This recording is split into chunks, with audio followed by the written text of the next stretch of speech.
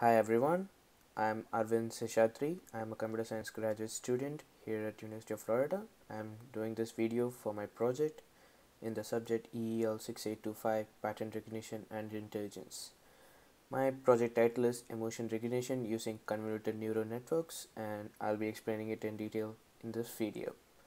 Okay, let's move on. This slide explains the basic roadmap of what I'm gonna, explain about my project and about the demo of my project. So let me first, explain the proper definition or the basic idea of what I'm trying to do here. So facial expressions, as you guys already know, can be, easily classified as happy, sad, surprise, fear, anger, disgust, and sometimes neutral. Those cold expressions. So, face, but as human beings, we are able to discern these. But how? Just imagine if a computer can discern these and help us in a lot of ways. There are like a lot of applications for facial emotion recognition. So that's what I'm actually concentrating on this project. And as said, it actually has a lot of different applications in behavioral science, clinical practices, even in games. So what's the problem involved in this facial recognition? So there are actually two important tasks in this. Those are feature extraction and classification. The feature extraction is, in a face you have to extract the features of the face so that you can classify them as one of the seven basic emotions. So these are the two main problems involved in this project. So that's what I'll be addressing. ah, See, as I explained before, facial emotions form a vital part in communication, even verbal or non-verbal. It's actually a really important role. So this can actually give us a lot of different ideas, and it can be expanded to a lot of different applications. For example, gaming can be enhanced if if you're bored, the player can slow down. If you're excited, he can actually jump up or dance. So it actually has a lot of applications. So that's what I'm actually trying to address in this project. So um, you know there have been a lot of approaches in the past, but there recently has been real progress in emotion classification, face detection, and the extraction of features. So the more detailed approaches follow the FACS system, which is the facial action coding system, and they attempt to classify whether they are activated or they estimate the intensity of the emotion or the facial action. So recently there's been like considerable progress made in this, and I think it is mostly due to the deep learning algorithms which they have used. So that's what I've tried to use in my project. So the datasets which I used for this project is called the Facial Expression Recognition 2013 dataset. This was actually introduced in a Kaggle competition. The winning project used this dataset, and I believe this will be it's a really good dataset, but it's a lot more complex. So it may be it takes some time to run. So the main approach I used in this project is that it uses the deep learning algorithm called convoluted neural networks, which I'll be explaining in detail in some time. It uses the automated feature extraction. That's one of the beauty of CNN. It's actually automated feature extraction, and it can also perform classification using supervised learning. So that's the actually the one of the main reasons for which I chose CNN, because it gives the best results with, and it's actually I can actually collaborate it with a lot of research areas where CNN gave them the best accuracy and performance evaluation. So that's why I actually use CNN in my project. Okay, for those of you who don't know, deep learning algorithms are based on distributed representations and involves computational models that are composed of multiple processing layers to learn representations of data. Wow, that was big. So what it basically says that is it actually involves various different layers and different models, and it's composed of multiple processing layers, and it helps to learn the data so that as it learns, it actually is easier to classify it. So that's actually what deep learning algorithms are doing. They can actually be supervised or unsupervised. So and they have produced state of the art performance in various areas of pattern recognition, image recognition, machine learning, speech recognition, lot of different areas. Deep learning algorithms are the currently the hot commodity. So back to the convolution neural network. This is like the main algorithm which I'm using in my project. The typical architecture of a CNN, it'll contain an input layer, some convolutional layers, and an output layer, and maybe some dense layers in the middle.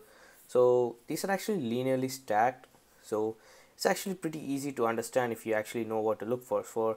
So see, the image given here is actually gives you the basic idea of a CNN. So the input is given, the convolutions are done, so the features are extracted and mapped, and then it's sampled again, and then again and then again, and then subsampling is done, and then after it's fully connected and all the layers are stacked in sequence, it actually gives you the output. So let's see how the various layers present. The convolutional layer. The convolution layer is the core block of a CNN, as it's a convolution neural network is there in the name. So the convolution layer is the basic part of the CNN, so it's actually the most important part. It's actually a set of learnable filters or kernels. The filters have a receptive field which extends throughout the input. It also helps, in the local connectivity of the input. So it's actually a pretty important one, and it's actually the core building block. Next is the pooling layer.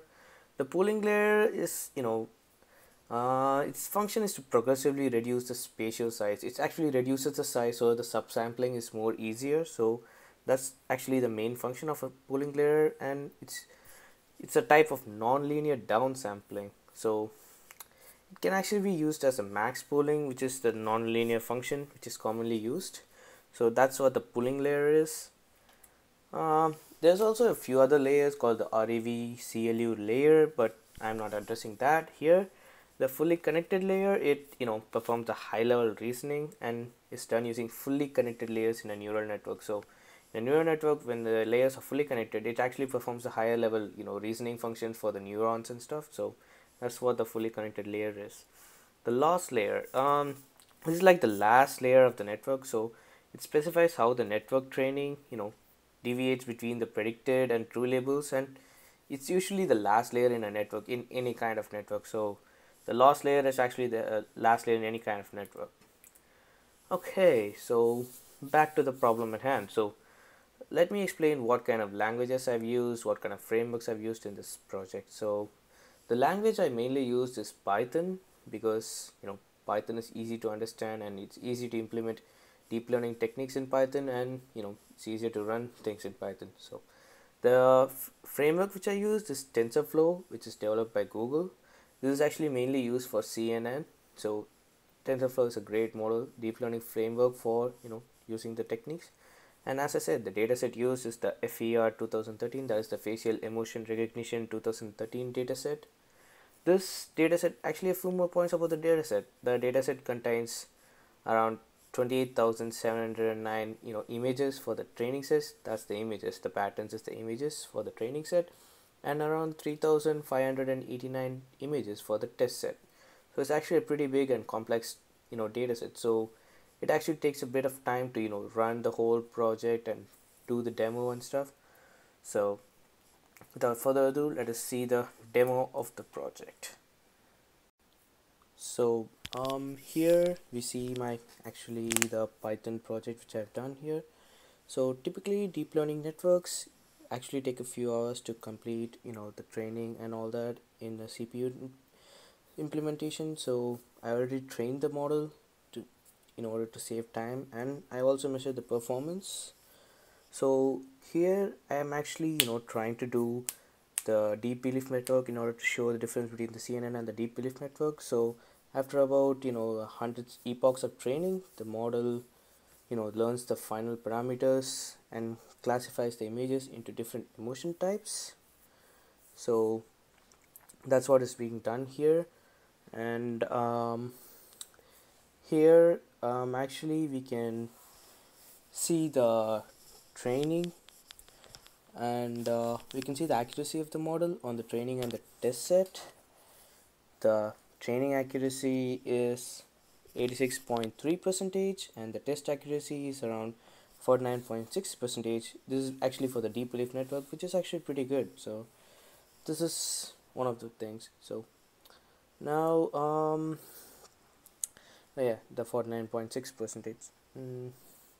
Now let's look at the main, the main topic of the project, that's the CNN, the convolutional neural network. So this is actually the Python script which I've actually implemented using TensorFlow framework, which is developed by Google. So this framework is actually really useful for deep learning techniques such as CNN. So okay, so this is actually the code Python script which I've used for the training set.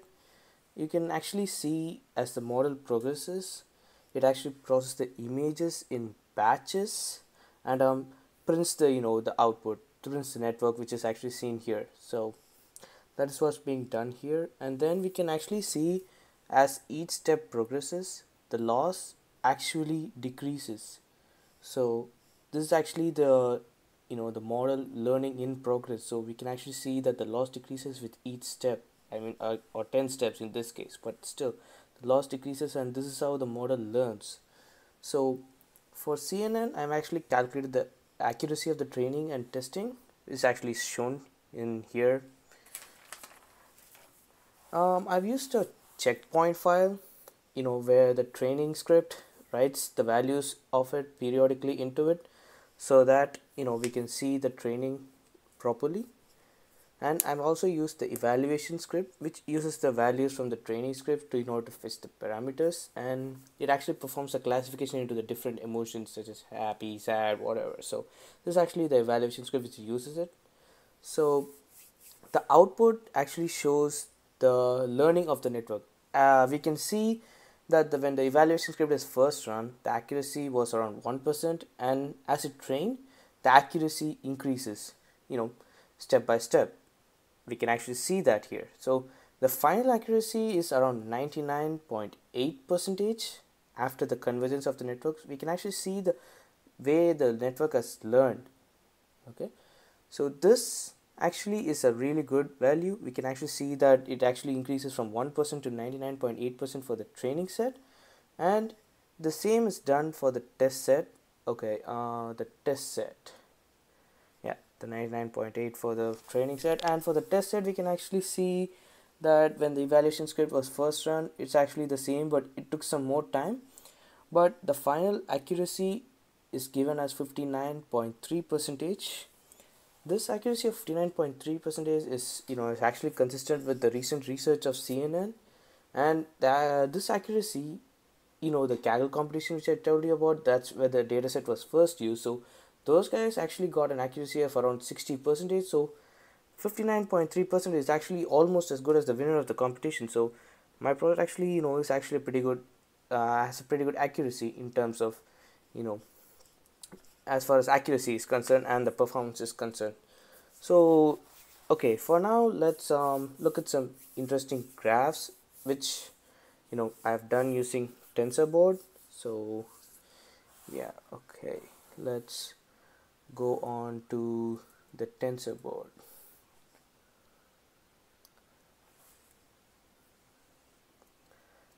Okay, so TensorBoard, here it is. So I've used TensorBoard in order to visualize the change of network parameters during training. So this is actually very useful, and we can actually observe a lot of the parameters. For example, here we can actually observe the total loss when the training started. We can see that the loss actually started at around 6, and it actually gradually decreased as the model trained itself, and after about 7,000 steps or so, it actually converged around 0.5. So this is actually the training which I've been talking about, the accuracy and the training which I've been talking about. So we can observe the changes in the total loss. We can also actually observe the changes in the cross entropy while the network is being trained. Um, yeah. This actually also constantly decreases like that of the loss, and it actually converges around the 7,000 step or so, and it's actually at a constant value of cross entropy here. So this is actually the main thing which actually shows the classification and the part of the project. So let's move on to the performance evaluation now.